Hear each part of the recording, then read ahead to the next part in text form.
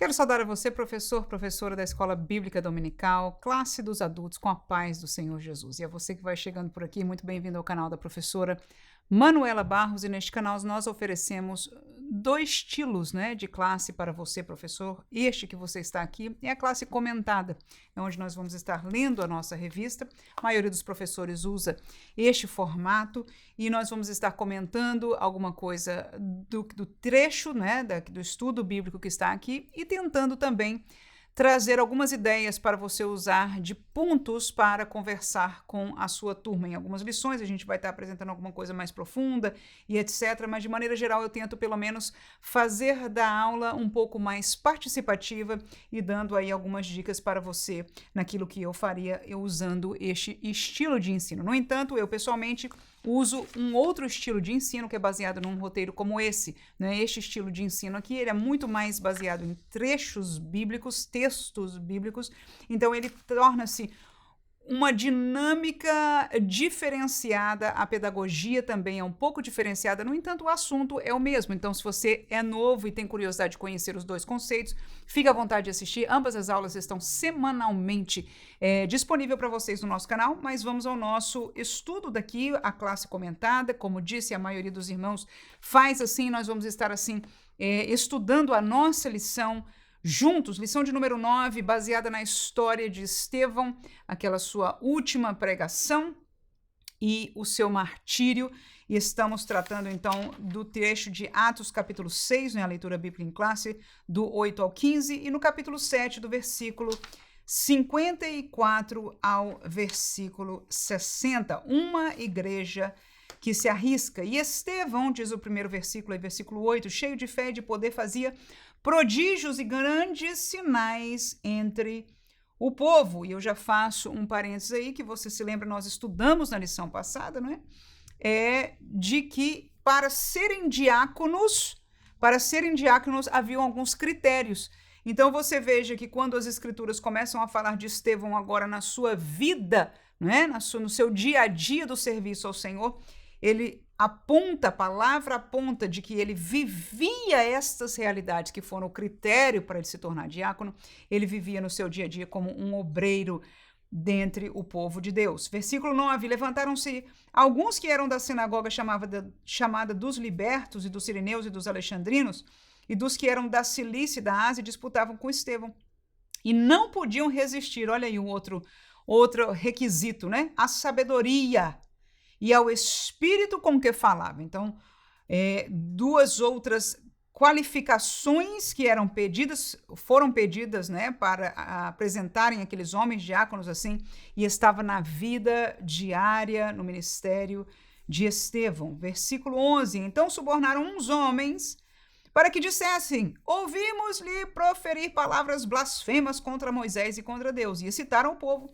os anciãos e os escribas, e investindo com ele, o arrebataram e o levaram ao conselho. Apresentaram falsas testemunhas que diziam, este homem não cessa de proferir palavras blasfemas contra este santo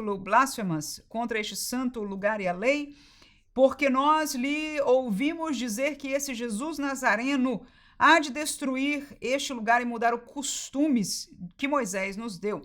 Então todos os que estavam assentados no conselho, fixando os olhos nele, olha que interessante, todos os que estavam assentados no conselho, fixando os olhos nele, viram o seu rosto como o rosto de um anjo. Aí saltamos para o capítulo 7, versículo 54. E ouvindo eles isto, enfureciam-se em seu coração e rangiam os dentes contra ele.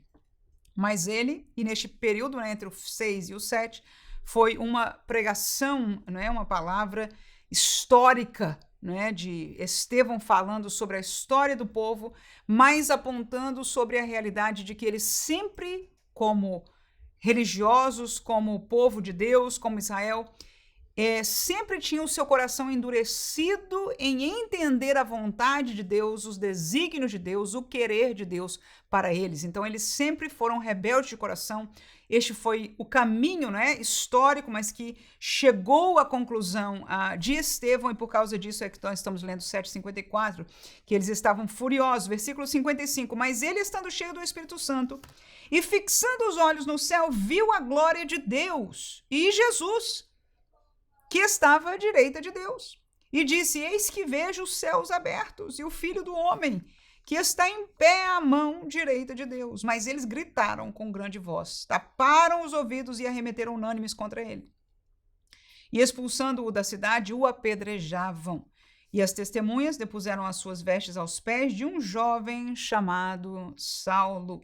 E apedrejaram a Estevão, que em invocação dizia: Senhor Jesus, recebe o meu espírito. E pondo-se de joelhos, clamou com grande voz, dizendo: Senhor, não lhes imputes este pecado. E tendo dito isto, adormeceu. Que trecho lindo da palavra de Deus, e nós vamos ao estudo baseado neste texto. Mais uma vez, esta lição comentada pelo pastor José Gonçalves. Introdução do nosso estudo para a Revista dos Professores, a página 64. Diz o seguinte: na lição de hoje vamos conhecer um pouco mais sobre a vida de Estevão, um dos 7 escolhidos para a diaconia.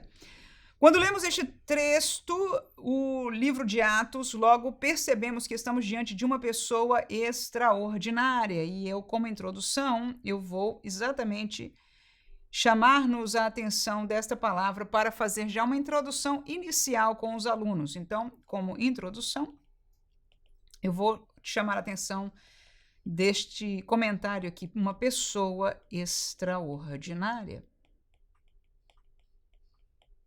Né? Uma pessoa extraordinária. Nós estamos falando da pessoa de Estevão. De grande fé, cheio do Espírito Santo e de sabedoria. Um autêntico cristão destemido. Estevão é um modelo para todo cristão e, sem dúvida, serve de modelo para a Igreja do Senhor. Observamos que a perseguição a Estevão e seu consequente martírio marcaram um momento decisivo na história da igreja cristã, quando a igreja sai para fora dos muros de Jerusalém para alcançar o mundo. Estava tendo, portanto, cumprimento das palavras de Jesus, que a igreja seria testemunha tanto em Jerusalém, Judéia, Samaria até os confins da terra, que é Atos 1:8. Né? Atos 8:1, no caso, marca o início daquilo que foi anunciado em Atos 1:8. Muito bem, então, desta introdução, claro, sempre as introduções têm a tendência de resumir o conteúdo da nossa lição, mas me chamou a atenção o autor, né, o comentarista, chamar Estevão de uma pessoa extraordinária. E aí eu teria uma pergunta para a turma, para nós pensarmos como aquecimento dos nossos corações e mentes para a aula. Será que os pastores de hoje, se observassem uma pessoa como Estevão, achariam ele uma pessoa extraordinária? Será que para os padrões da liderança da igreja hoje, e olhar alguém como Estevão, aquilo que a gente conhece, o pouco que a gente conhece dele, que são poucas palavras, mas que já dá bastante a entender, seria uma pessoa extraordinária? Acho que sim, acho que ele seria um obreiro visto nos dias de hoje como uma pessoa. E os irmãos? Será que eu e você, os irmãos da igreja, se Estevão fosse da nossa igreja, será que nós o veríamos como uma pessoa extraordinária? Creio que sim. Creio que sim. Agora tem uma pergunta ainda mais interessante, e ele mesmo. Será que Estevão conhecia o seu, que a gente chama hoje, estou trazendo a realidade de Estevão para uma aplicação dos nossos dias. E a gente usa palavras como essa aqui, olha: potencial, virtudes e capacidades. Algumas palavras, você pode pensar em mais, né? Será que Estevão conhecia o seu potencial, conhecia as suas virtudes, conhecia as suas capacitações? Será que ele sabia quem ele era? Em todos os sentidos, não só na sabedoria, cheio do Espírito Santo, de fé, usado por Deus, conhecedor da palavra. Será que ele sabia quem ele era? E eu penso que sim. Agora, eu quero fazer-nos entender o seguinte: alguém que era bem visto como este nível de obreiro, por ele mesmo, que conhecia quem ele era, pelos seus irmãos, ele não era, no melhor sentido, um agente secreto, ou alguém que trabalhasse, talvez, como hoje, né, alguns trabalham só na internet, escrevendo, e poucas pessoas o conhecem. Não, entre os irmãos estava ali, conheciam. Entre os líderes da igreja, ele era conhecido. E se fosse no dia de hoje, talvez todos reconhecessem a capacidade, o homem de Deus que Estevão era. Agora, eu concluo isso aí com a seguinte palavra: este homem serviu como o quê? Qual a função dele? Qual a função dele? Isso mesmo, como diácono.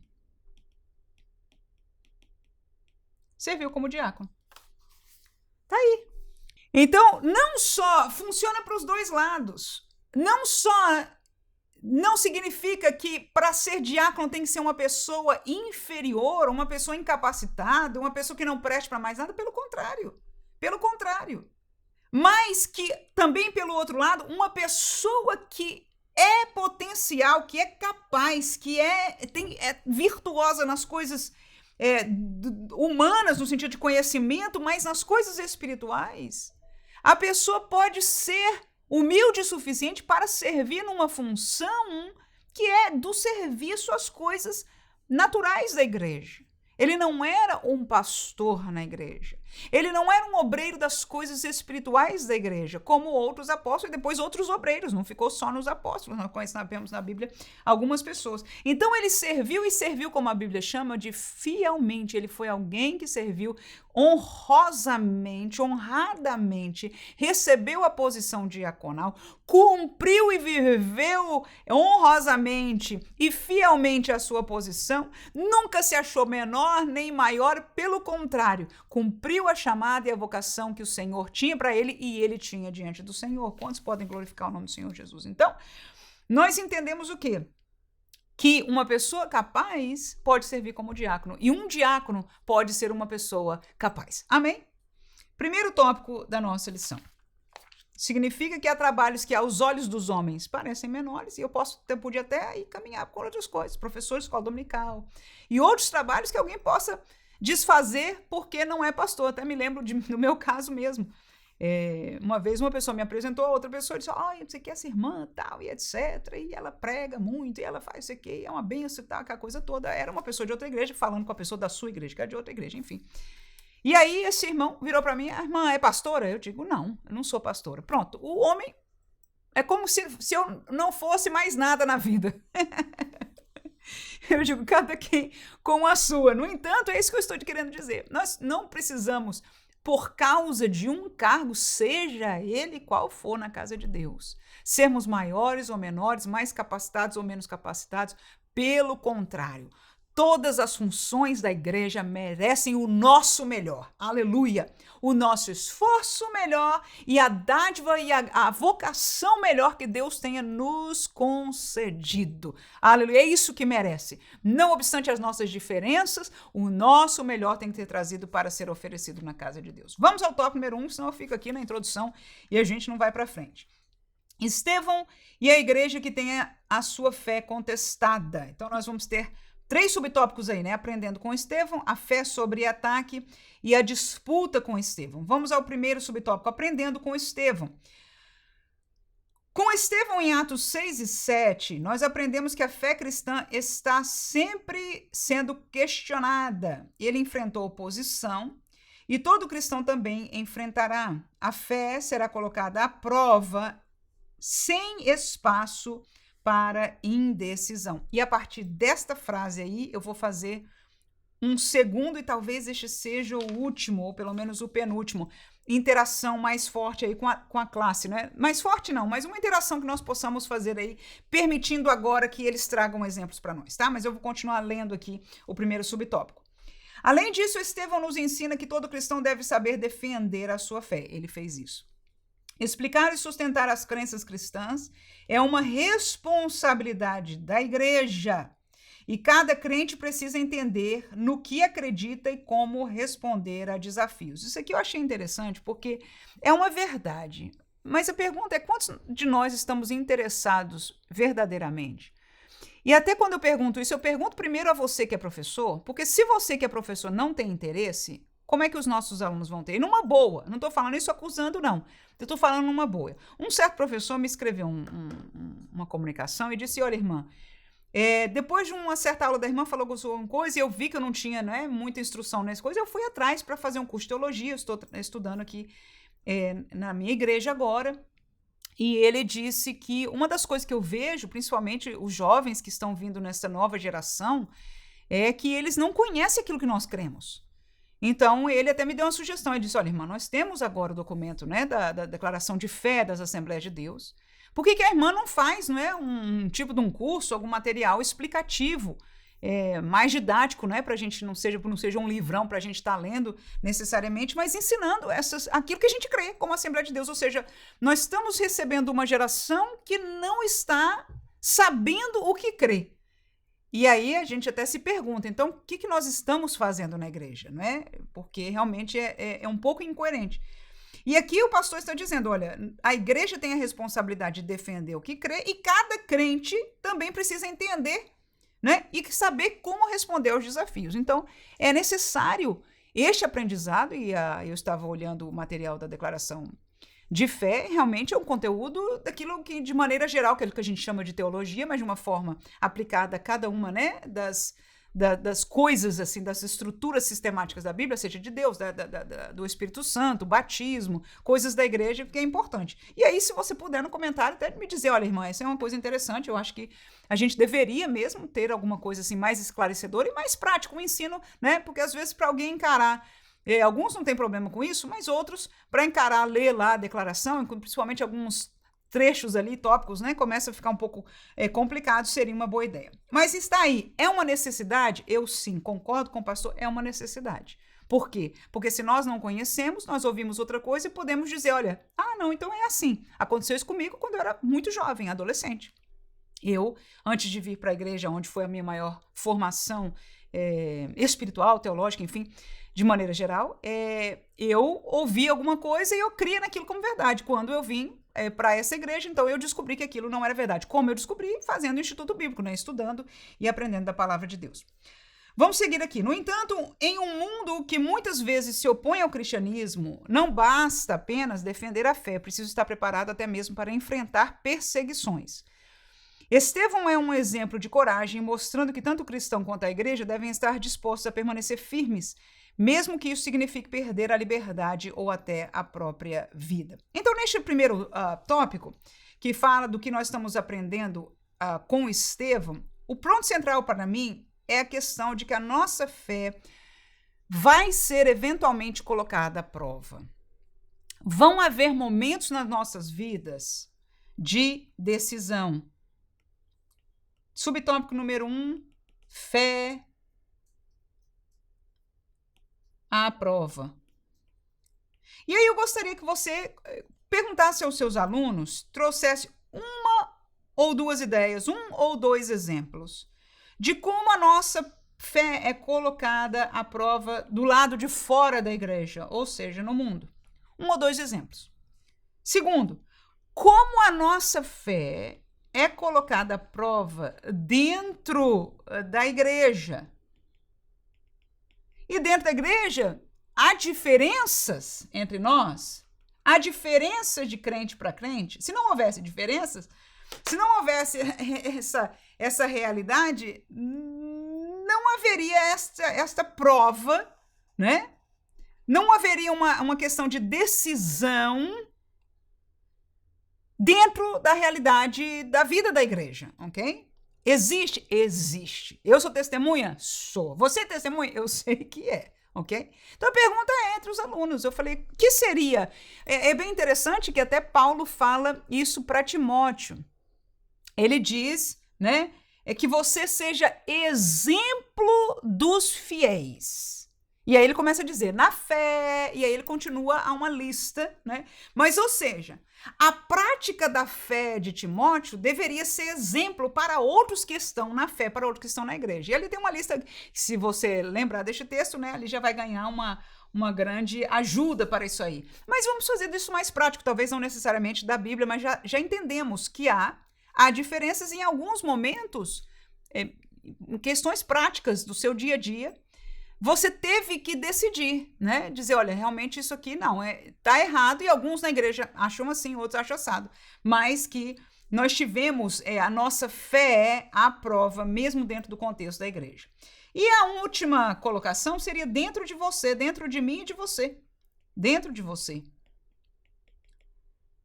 Talvez estaríamos falando numa questão espiritual, no mundo espiritual, né? Dentro de você é onde você não testemunhando, não diante das pessoas, mas com Deus, com aquilo que você conhece, onde você pesou um momento de decisão, está você de um lado, está a palavra de Deus, a pessoa de Deus, o querer de Deus, e a sua fé foi provada. Será que eu vou fazer isso ou vou dizer sim ou dizer não? Que momentos, que testemunho você pode dar, seu ou de alguém, mas que num contexto interior, que ninguém está vendo, ninguém está sabendo que você está passando por aquilo, ou que você está tentado por isso ou aquilo, mas que a sua fé foi provada. Me lembro na palavra de Deus, por exemplo, o próprio jovem rico, né? Ele procurou a Jesus, e Jesus, a palavra de Deus diz que, amando a ele, falou a verdade do que ele precisava ouvir. Ele tinha um outro Deus na vida dele, ele tinha uma barreira. O problema não era só a riqueza, é que aquela riqueza dele era uma barreira, e Jesus abriu o jogo para ele e falou: olha, deixa isso, vende, dá os pobres, e vem me seguir, e você vai ter um tesouro no céu. E ele não conseguiu, naquele momento, no seu interior, ele debateu a oferta de Jesus. E ele decidiu o quê? Ele decidiu o contrário. Eu me lembro que o meu pastor também dava um testemunho de um jovem na igreja dele, há muitos anos atrás. Hoje meu pastor tem 86 anos, então você pode imaginar quanto tempo. Mas ele disse que Deus, ele sabe dessa história por causa do testemunho deste homem, né? Ele disse que este homem tinha um chamado de Deus para o campo missionário. E ele sabia claramente que Deus o queria no campo, num desses países da América Latina. E ele falou para Deus que, olha, Senhor, falta tantos anos para eu me aposentar. E aí, quando eu me aposentar, não vou precisar depender. E fez aquela barganha com Deus, né? Explicou para Deus direitinho. Então, em 5 anos, eu parece que alguma coisa por aí, eu vou me dispor. E aí, depois que ele se aposentou, no dia que ele se aposentou, o próximo culto, ele veio à igreja e disse: Senhor, agora eis-me aqui. Estou pronto para te servir, como eu prometi, eis-me aqui. E naquela hora, Deus levanta uma pessoa em profecia. Ele diz: eu te escolhi para aquele tempo, porque não foste fiel, eu levantei outro no teu lugar. Então, esta é o momento da decisão, e nós temos essas realidades de decisões internas, né, onde a nossa fé é provada. Com certeza a fé dele é provada, uma história triste, mas que pode acontecer conosco também. Aí podemos achar exemplos tristes, exemplos felizes, mas de que a nossa fé seja provada. Segundo subtópico, aí está então uma interação para você fazer com a sua turma. Segundo subtópico, a fé sob ataque. Lucas nos conta que, em um momento do ministério de Estevão, um grupo de judeus que vivia fora de Israel, chamado de judeus helenistas, se levantou contra ele. Esses judeus faziam parte da diáspora, ou seja, eram pessoas que tinham se espalhado por outras regiões, fora do território de Israel. Eles não concordaram com o que Estevão estava ensinando e começaram a se opor ao seu trabalho. Esse levante aconteceu logo após Estevão fazer prodígios e grandes sinais entre o povo. É interessante observar que o verbo grego usado aqui, anisteme, com o sentido de levantar, é o mesmo verbo usado por Marcos quando disse que houve testemunhas falsas que se levantaram para acusar Jesus. Anteriormente, Cristo já fora atacado no seu ministério terreno, agora o ciclo se repetia com seus seguidores. Então, eu marquei esta última frase aí, de anteriormente até seguidores. E eu coloquei junto a isso aí o texto de João, capítulo 15, versículo 18 a 20. A gente volta daqui a pouco nele lá, tá? A fé cristã sempre será, eu estou continuando aí o subtópico 2, sempre será alvo e objeto de ataque. Se a igreja é verdadeiramente cristã, sempre haverá em algum lugar um levante. Neste episódio, o levante fora motivado por conta da inveja que os religiosos sentiram ao verem suas sinagogas esvaziadas por motivo das pessoas se renderem a um evangelho de poder. Uma igreja bíblica sempre estará sob ataque e terá sua fé contestada. Então, o que eu achei como foco deste subtópico aí é a questão do comentarista fazer um paralelo do que está acontecendo aqui neste texto com Estevão, com aquilo que aconteceu com Jesus. E aí eu fui lembrada deste texto, eu vou levar você lá. João capítulo 15, 18 a 20. E você pode pedir aos seus alunos, se entender, de fazer uma participação, mas se não, focar em encontrar aí este paralelo que Jesus faz entre aquilo que ele era, que ele vivia, que ele sentia, que ele sofria e que nós também. Vamos ler o texto. Se o mundo vos aborrece, ele está falando com seus discípulos. Se o mundo vos aborrece, sabei que primeiro do que a vós me aborreceu a mim. Então, aborrecerão a mim. Então, Jesus está falando, quem? O mundo, né? Vamos botar aqui, o mundo. O mundo tem raiva de mim, o mundo me aborrece, né? E ele diz, se vos aborrece, entender que primeiro do que a vocês aborreceram a mim. Então, este paralelo que o nosso comentarista está colocando para nós, Jesus colocou nesta palavra direto para os seus discípulos. Ele disse, meu seguidor, eis aqui a realidade. Tá? Se o mundo está aborrecendo a você, saiba que primeiro aborreceu a mim. Agora, outra coisa interessante que a gente vê não só aqui, mas no capítulo 17, quando Jesus ora por nós, é que esta é a realidade de expectativa que nós devemos ter. Jesus nos preparou, presta atenção, para que esta situação fosse assim até o fim. Jesus disse que seria assim até o fim. Ele disse, eu vivi, vocês vão viver e vai ser assim até o fim. Ele até pergunta, quando eu chegar, será que eu vou achar fé na terra? Tá? Então, não só neste texto, o estudo não é sobre isso, mas eu quero focar isso aqui com você. Que essa questão de perseguição, do ser aborrecido, essa tensão contrária com o mundo, foi aquilo que Jesus disse, olha, é assim, é desde antes, foi comigo e vai ser com vocês. Eu estou chamando-nos a atenção disso porque há vertentes do evangelho hoje que dizem não precisa ser assim. Este foi um erro de compreensão nosso. É uma tática errada. Nós podemos ter uma tática diferente e alcançar, não é, aquilo que nós somos propostos, nem sendo tidos como inimigo do mundo. É contrário ao que Jesus disse. Então, Jesus disse isso aqui, aborrecer a mim, vão aborrecer vocês também. Versículo 19. Se vós fosseis do mundo, não somos do mundo.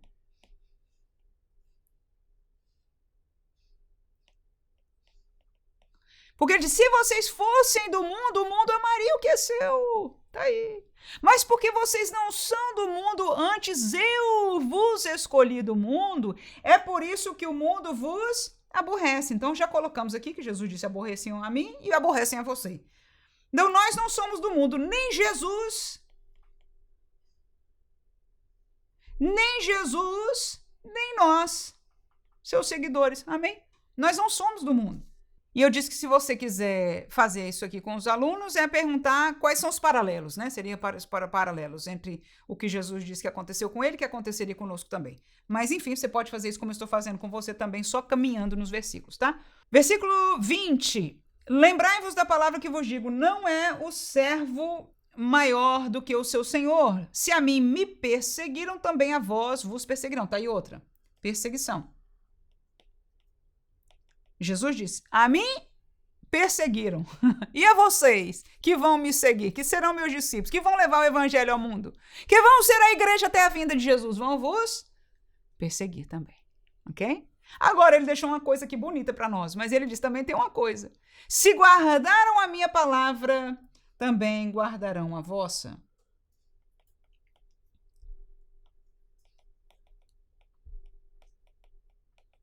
Ou seja, no coração de alguém, esta semente vai vingar. Mas mesmo que não vingue, no melhor dos sentidos, você quando fala do evangelho de Jesus Cristo, na maioria, principalmente nos países que nós vivemos, né, nestes países ocidentais, há um reconhecimento do evangelho e mesmo que não seja aceitada, está lá, porque se plantou. Mas em alguns, alguém vai dar ouvido, e esta palavra depende do coração e da decisão de cada um, mas vai dar fruto. E Jesus disse, alguns, ele não colocou aqui alguns, mas guardaram a minha palavra. Não só vingou no sentido de que ela vai permanecer, né, como algo que as pessoas vão reconhecer e, inclusive, serão julgadas porque conheceram a Deus através da palavra e o negaram, não é assim?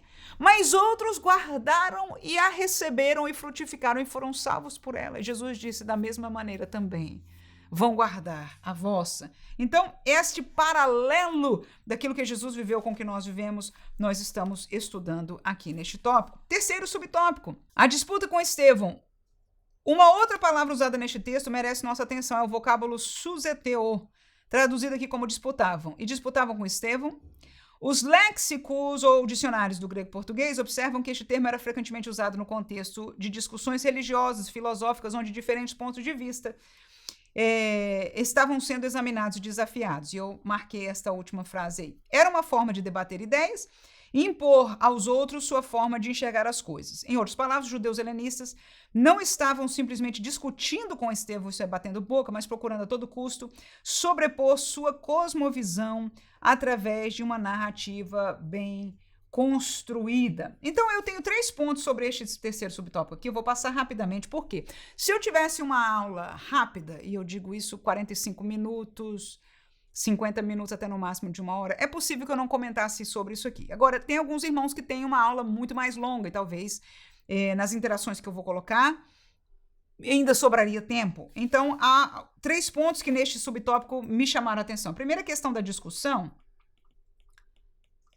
que hoje talvez a gente chamaria de um debate. Claro, aqui ele está dizendo o seguinte, ele está dizendo, não foi um debate para querer aprender e trocar ideias. O que eles fizeram era a tentativa de sobrepor a sua ideia sobre a de Estevão, tá? Então, ele está apontando para essa realidade. No entanto, nós aprendemos com a palavra de Deus, nós entendemos o que alguém fez, nós aprendemos o que Deus nos quer ensinar porque Ele fez, mas nós vivemos no dia de hoje, então nós aprendemos a verdade da palavra e aplicamos ela para hoje, amém? Ora, aí a pergunta vem, quando nós temos a oportunidade de discussão ou de debate, eu tenho uma pergunta muito interessante, eu já parei para pensar nela algumas vezes, e algumas vezes mudei de opinião, mas eu acho que de consenso geral, para dizer que eu mudei de opinião, você vai entender, se você perguntar para a classe, é bem possível que alguns sejam favoráveis e outros não. O que você acha de debates, né? Debates teológicos, ou seja, alguém que defende um lado, defende uma coisa, o outro defende outra coisa. Você acha que é positivo, é produtivo para o corpo evangélico, né? Como eu disse, eu mesmo já me perguntei isso, já me questionei se eu participaria ou não em alguma oportunidade que tive, né? Às vezes no Levante a gente quer debater a ideia para trazer o meu sentimento é sempre, não é? Alguém tem que defender a verdade naquilo que eu entendo, eu estou defendendo a verdade.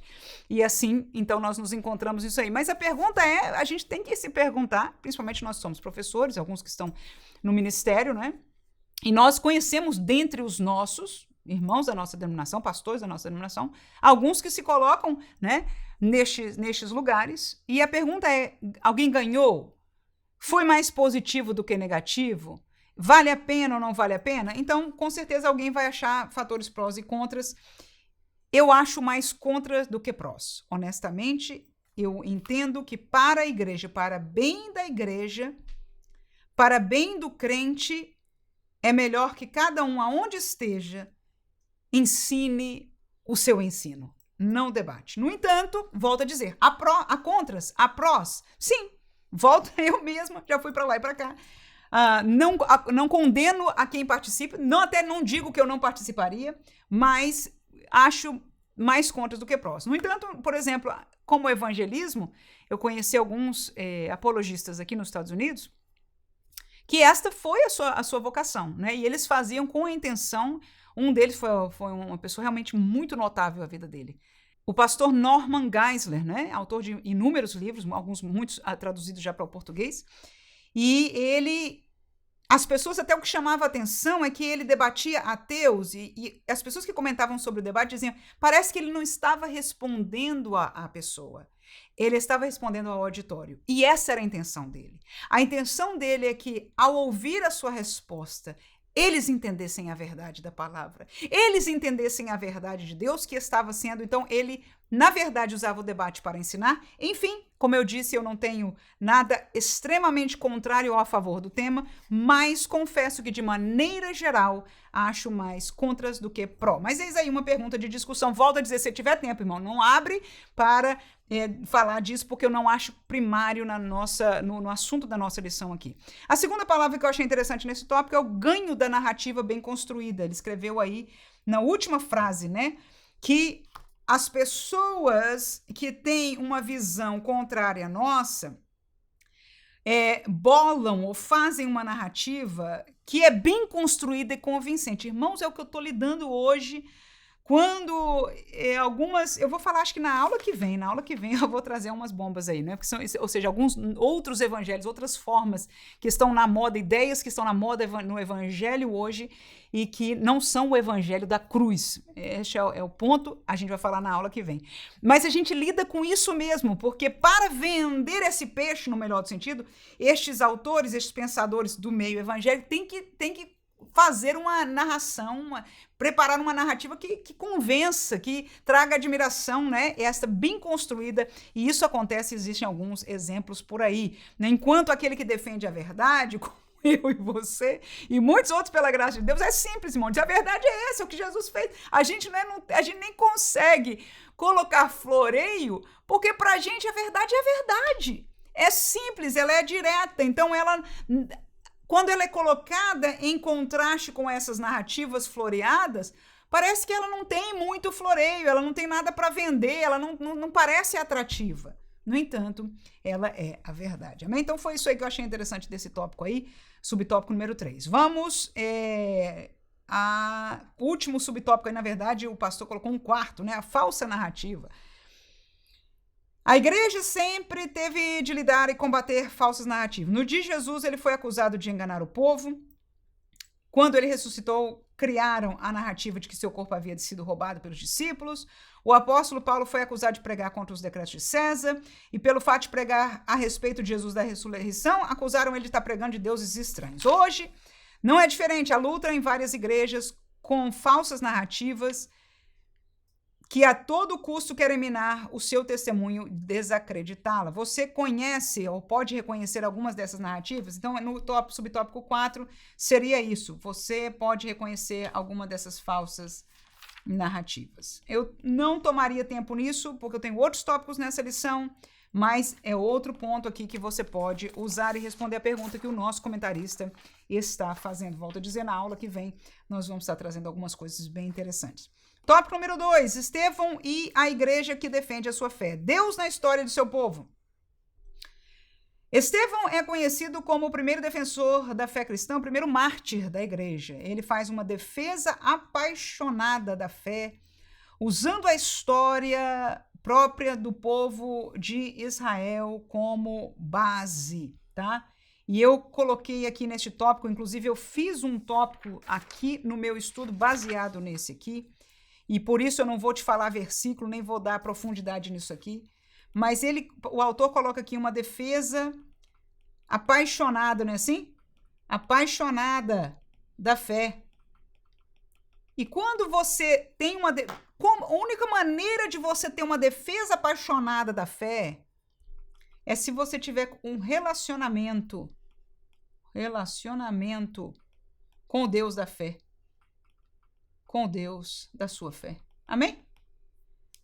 Quando se fala de apaixonado, você só pode se apaixonar se você tiver um relacionamento com aquilo ou com aquele.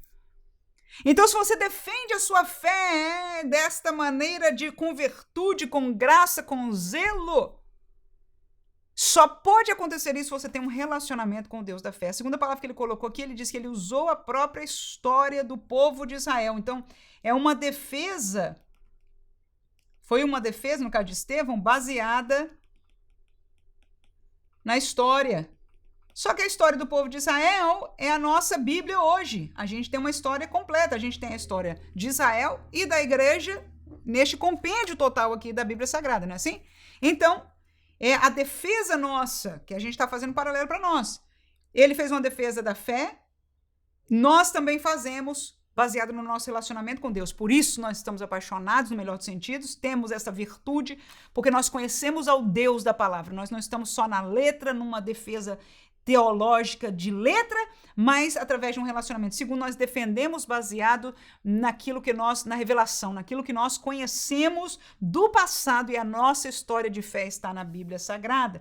E seguindo aqui, a última frase vai falar do último tópico que eu coloquei aqui. Vamos lá, no capítulo 7 do livro de Atos, encontramos seu discurso completo, no qual, guiado pelo Espírito Santo, ele não apenas mostra como Deus sempre agiu na história do seu povo, mas também revela o propósito principal dessa história, provar que Jesus é o Cristo. Durante sua fala, Estevão menciona grandes nomes como Abraão, José e Moisés, destacando que todos eles viveram na esperança da vinda do Messias, que, mesmo sendo tão esperado, acabou rejeitado. A defesa de Estevão, e essa é a última frase que eu marquei aí, nos ensina que toda a explicação da defesa da fé cristã, a chamada apologética, deve sempre ter um objetivo central, apontar para Jesus Cristo. Então, é uma defesa que aponta para Jesus. E eu adicionei aqui, e a sua vontade. Porque alguns apresentam para um Jesus que eles fazem uma narrativa criativa, ok? Mas há o Jesus da Bíblia e que é expresso e conhecido pela vontade dele, do Pai, que ele defende ambas na palavra de Deus. E a vontade de Deus, segundo o texto de 1 Timóteo 2 e 4, é que todos se salvem e cheguem ao conhecimento da verdade. Esta é a vontade de Deus. Se vão chegar porque nós pregamos a verdade, nós ensinamos a verdade, nós evangelizamos e cumprimos a nossa missão. Mas o desejo de Deus, né, é a vontade de Deus. Então, toda defesa da fé, do evangelho, Estevão defendeu a fé, né, baseada no relacionamento com Deus. Por isso fazia ele ter virtude na palavra de Deus, na história de Deus para trás no seu povo e apontando para Jesus. E nós devemos fazê-lo assim também. Então, estamos no subtópico 1 aqui. Segundo subtópico, corações endurecidos. Esse aqui é bem interessante também. Concluindo sua defesa de fé, Estevão disse: homens de dura cerviz, incircuncisos de coração e ouvido, sempre resistis ao Espírito Santo. Assim vós sois como vossos pais. Mesmo diante dos fatos apresentados por Estevão, uma defesa suficientemente convincente, seus adversários preferiram o quê? Ignorar. Na verdade, ninguém convence quem não quer ser convencido, e eu marquei isso aí. Porque é uma verdade mais dura, irmão, que a gente, na prática, a gente não quer aceitar. Ninguém quer aceitar, mas é uma verdade, irmão, que, olha, tá certíssimo aqui. Ninguém convence quem não quer ser convencido. Então, termina o nosso pastor José Gonçalves dizendo: Deus não força ninguém a crer, nem tampouco condena sem lhe dar antes oportunidade, a liberdade, livre-arbítrio do homem, né? Liberdade de escolha. O texto mostra que o Espírito Santo não tem espaço em corações endurecidos. É isso aí. Ninguém, esse é o segundo tópico, o centro é este aqui, olha. Ninguém convence. Ninguém convence. Então, o que nós devemos fazer, irmã? Se a gente não pode convencer a ninguém, hein? Fazer o que Jesus fez. Fazer o que Estevão fez, fazer o que Paulo fez. Primeiro, você permaneça na fé. Vou botar aqui, permanecer assim. Permanecer na fé, ok? É a primeira coisa que você tem que fazer. Não se perca. Eu sempre fiz eu tenho uma imagem, quando eu falo disso com alguém, eu tenho uma imagem, né, gráfica de um navio e as pessoas se afundando no mar. Se você quer salvar alguém no mar, irmão, não se lance, pelo amor de Deus. Pega o salva-vida e joga para ele ou para ela. Agarra o salva-vida quem quer. Mas se você tem realmente o desejo de salvar, não deve na emoção de se jogar. Eu já tentei salvar alguém se afogando, irmão, quase morri. Porque a pessoa sobe em cima de você, eu não tinha treinamento, né, para isso. A pessoa sobe em cima de você e quase te mata, porque ele quer sobreviver. Tá errado. Você quer salvar alguém, manda o salva-vida, que é assim que se faz. Então, a primeira coisa, já que ninguém se convence se não quiser, o Espírito Santo não arromba a porta de ninguém. O trecho bíblico diz: bater na porta, estou batendo. Quem abrir a porta? Sempre assim, irmão, sempre assim. Triste, porque a gente, às vezes, tem familiar que a gente queria, né, convencer. Às vezes, tem alguém que é amigo, uma pessoa distinta do trabalho, que a gente quer convencer, né? Alguns que estão até dentro da igreja, mas que estão perdidos dentro da igreja, a gente quer convencer, né? Mas a palavra de Deus nos faz entender isso. Então, o que eu vou fazer, irmã? Permaneça na fé. Permaneça na fé, de pé no barco, amém? Segundo, pregue a verdade. Ensine a verdade. Fale a verdade. Esse é o salva-vida. É Jesus que é a verdade. Pá, tá aqui. Essa é a verdade. Agarra-se com a verdade. agarre-se com a luz, agarre-se com Jesus e vem, né? Porque só assim a pessoa pode ser salva. Terceiro e último tópico do nosso estudo, Estevão e o martírio da igreja. Diante de um grupo enfurecido, Estevão contemplou a glória de Deus. Eis que vejo os céus abertos e o Filho do Homem que está em pé à mão direita de Deus. Que privilégio, né? E eu marquei este versículo aí. Uma igreja que contempla o Cristo glorificado não nega a sua fé, pois ela contempla a vitória da cruz. Assim como Estevão, o apóstolo Paulo demonstrou estar pronto não somente para sofrer pelo nome de Jesus, mas para morrer por ele. Uma igreja que mantém seus olhos no Cristo glorificado não tem nada a temer. Então eu marquei aí, não nega a sua fé e não tem nada a temer, ok?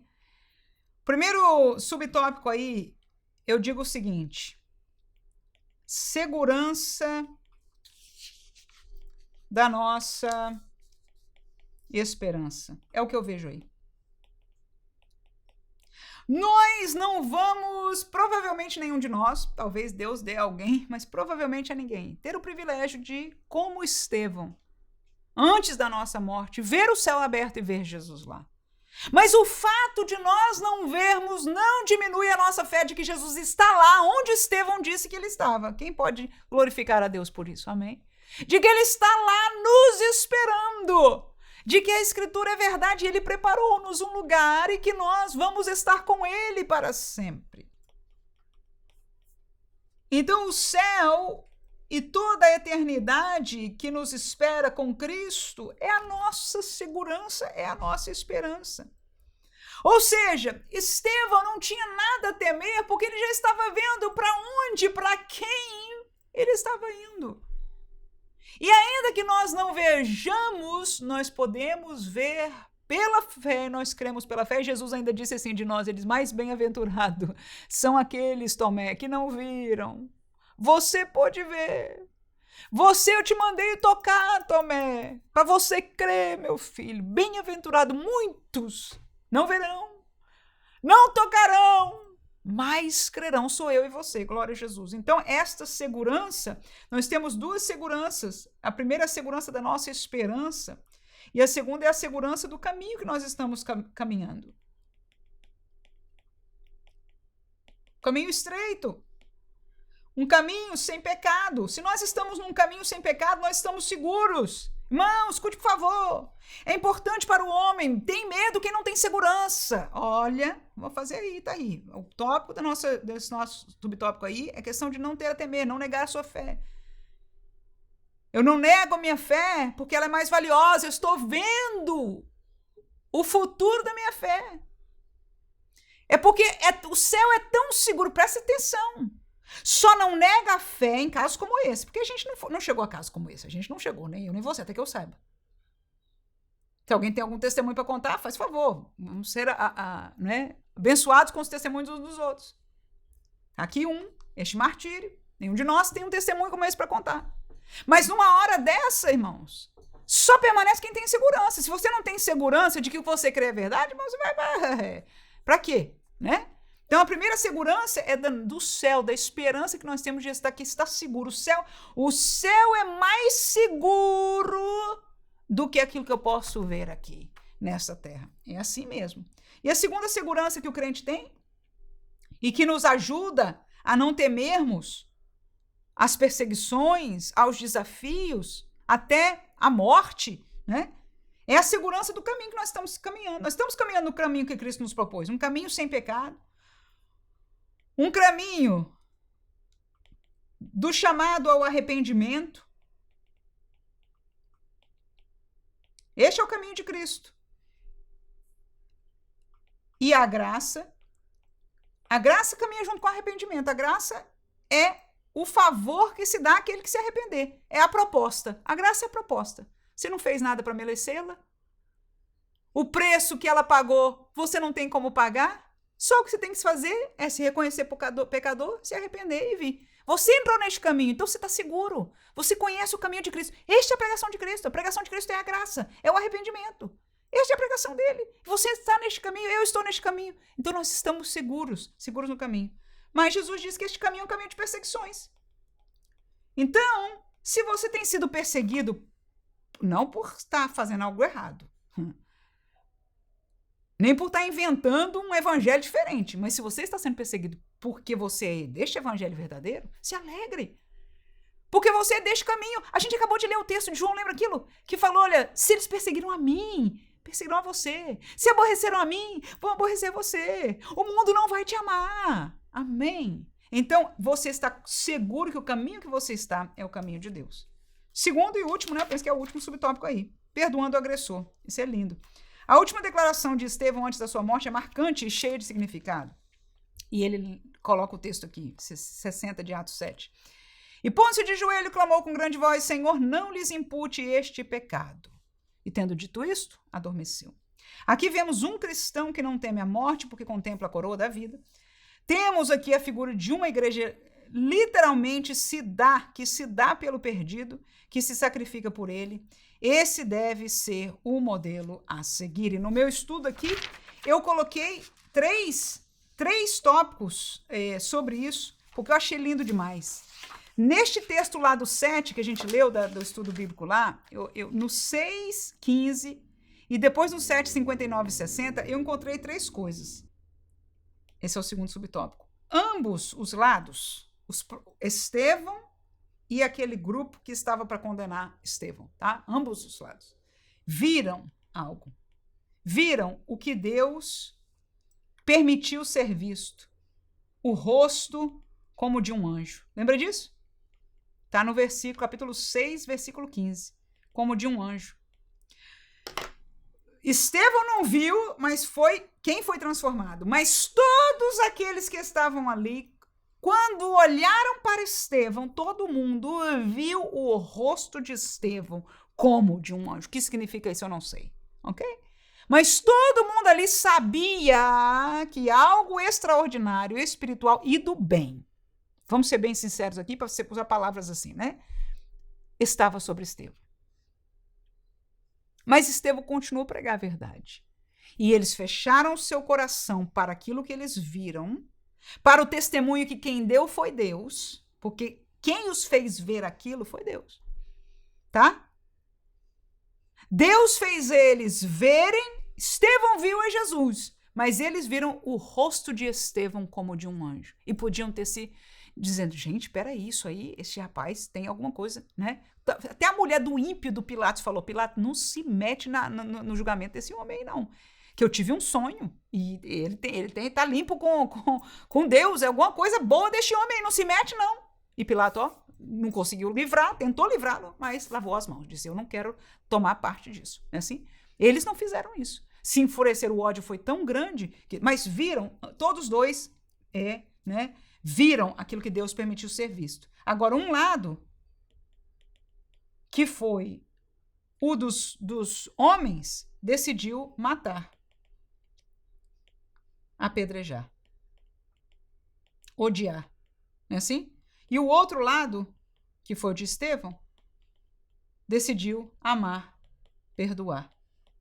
E é isso que acontece sempre. Eu, no estudo outro, eu falo com mais detalhes, textos bíblicos aqui, né? Mas esse é o que eu vi aí neste último subtópico do nosso estudo, que é lindo. Os dois lados da defesa da fé. Ambos os lados puderam ver aquilo que Deus quis fazer ver. Deus nem sempre mostra muita coisa, mas Deus sempre para que o seu juízo seja perfeito. Faz algo ser visto, algo ser entendido por ambos os lados. E neste caso, neste trecho, foi isso que eles viram. Que seria suficiente para que eles pelo menos pausassem. E se eles pausassem, abrissem o coração e dessem ouvido à pregação de Estevão, talvez se converteriam. Mas um lado decidiu o quê? Matar, odiar, apedrejar. Escute, por favor, às vezes dentro... Eu quero lembrar você que estes que fizeram eram judeus, eram povo de Deus. Escute, por favor. Não estou dizendo que eles estavam salvos. Eu estou dizendo que eles eram judeus, eles eram descendentes de Abraão, seguidores da lei de Moisés, que está nesta palavra, ok?